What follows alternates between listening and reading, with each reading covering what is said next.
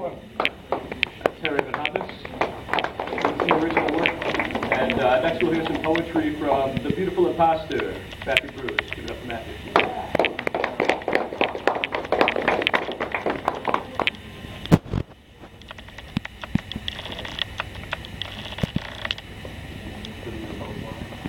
Yeah.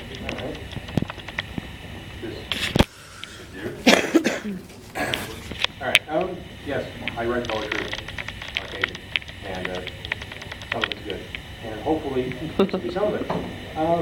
I wrote this. This is. I'm opening with this because it's a little odd.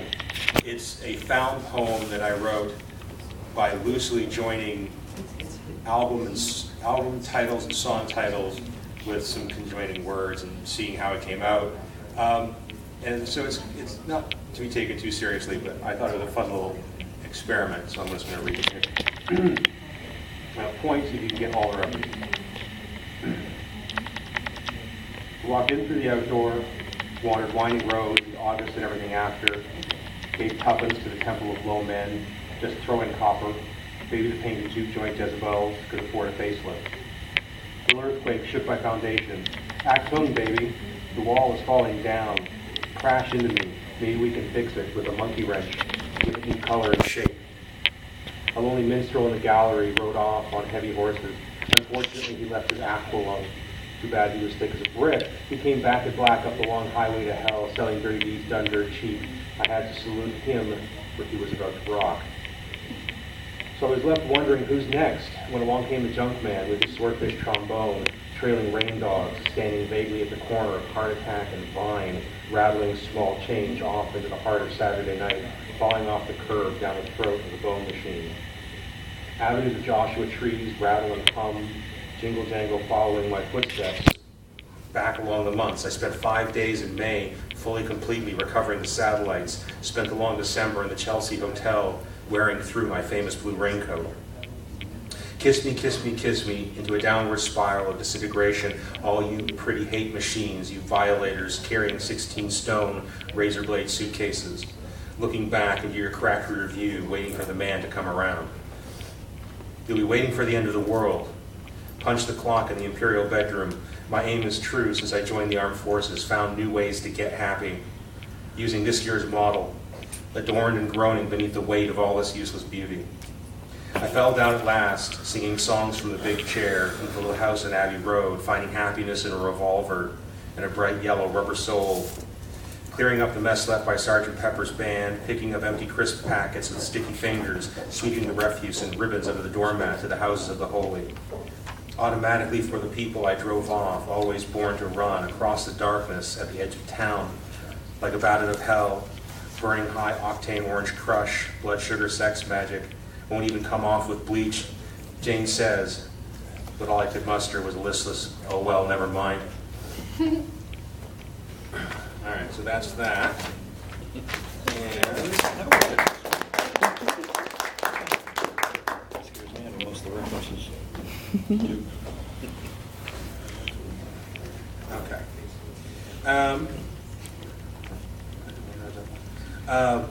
This is another, I have a loosely connected series of poems lately that I've sort of seen a theme running through that I call my poetry of disreputable characters.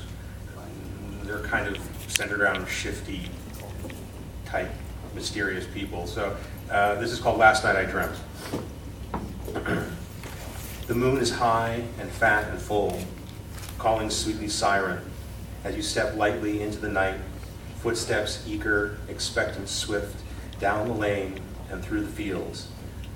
Order, fruitful, safe and sleeping, past in hushed flurry, forsaken for the ragged edge of darkness, gathered under watchful eaves, wild, weary woods waiting to swallow you whole. Oh, what did you tell them? What excuses did you plead to come to me tonight? Off to grandmother's, basket in hand, fooling themselves blind, cloaking their eyes. Can't see the girl replacing maiden under her hood. I know your hunger drips as red as mine, blood hot, surge, pull darkly dancing. Breath catching on the cages of your teeth, moments, hesitation on the verge, looking back once over shoulder, then plunge knife bright through the forest door, trembling fawn no longer.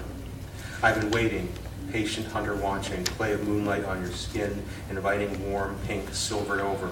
Goose flesh tingling limbs, you feel my presence, my hunger in your watering mouth, scent sharp and rank on your breath. You've come to me at last. Let us run, you and I. The ritual requires pursuit. Cold air churned red, sharp teeth, furnace breath, hot on the nape of your neck. Bright, bitter, bright copper on your tongue. So savage your dainty mouth, all the better. My love, bite deeper. My jaws flow with honey, pressing at your marble throat. Pulse beneath my tongue. Bodies over under twisting, limbs a tangle of breath and sweat and blood. Devouring endless hunger, desperately seeking satiation. Yearning fingers buried in cloths of fur, furrows dug, ragged farm rows, claw plowshares till deep, ragged gasp howling. Hunter and prey now, which now is which? Bodies crimson black shining, under cloud riding moon, shudders moaning soft. Oh, what bright eyes, oh, what vibrant skin. Oh, my love, all the better too, all the better.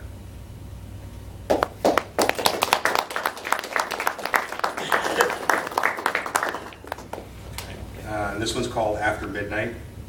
It's kind of self-explanatory. Yeah, anyway. Stumbling, tossed out to the curb, rumpled scarecrow, loose-legged, sidewalk waltzing. My blood is single malt, fizzing hot and smooth as I wrap a grin around fumbled Marlboro. Walking out into the city night, coal black coat wings flying kite, tailing ragtag caught between the wind's teeth.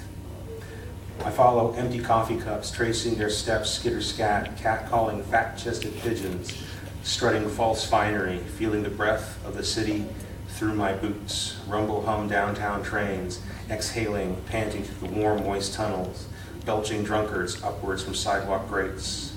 Pinball wanderer me, bouncing from joint to joint, trading songs pulled like crumpled dollar bills, for inspiration by the pint or the ounce, depending on the quality of verse and whether or not I want top shelf. Helplessly handling myself, rubbing cat-like back, arcing hopeful, through flocks of birds just barely feathered. They all scatter, though, no time for backwards, backstreet bars, so I take myself with myself when I go, the both of us mumbling pub songs to the knees of the breaking dawn, begging for the favors of weary coffee shop girls, pouring last hour shift black into a cup I'm falling into. I miss those nights, freewheeling beneath neon, hungry, foolish, hopeful, boozy, romantic with roses tied to my wrists, dreaming wide awake through the corners. The city, the only lover I needed or wanted, just another mad poet singing lewd love songs into the daylight dark.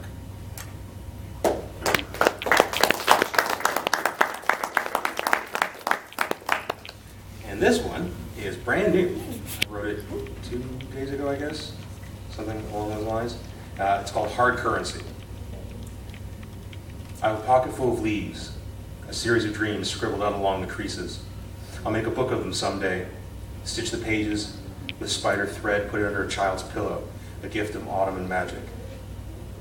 I caught your breath, pulling the strands tangled between the grave, cold-fingered air, twisting them up in a smoking skein.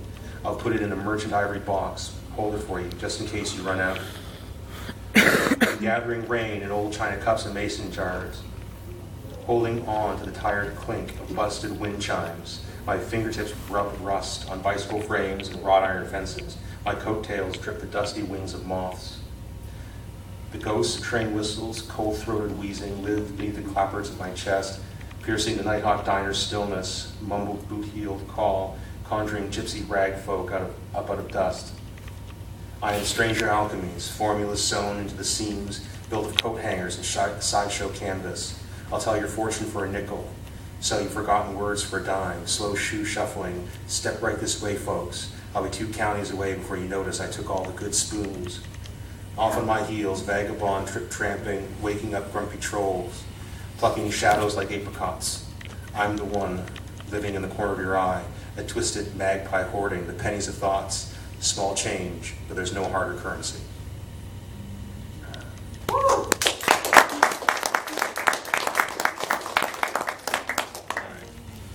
And this one I wrote is called Borderlands, and it's very Halloween. I wrote it about a month before, but and I read it the last time I was actually here. And ironically, I wrote it on Ray Bradbury's birthday that I didn't know was Ray Bradbury's birthday. I was thinking of Ray Bradbury specifically in the novel Something Wicked This Way Comes, which is all about Halloween, and it was very serendipitous the way it came about. I always thought that was an interesting little anecdote. It may or may not be, depending on your level of interest. The trees at the end of the lane drip crows, arranged like scruffy eighth notes along the grand staff outline of crooked branches, clutching handfuls of dust, blinking sleepy indigo, fat buttermoon cat iris glaring out beneath twiggy brows.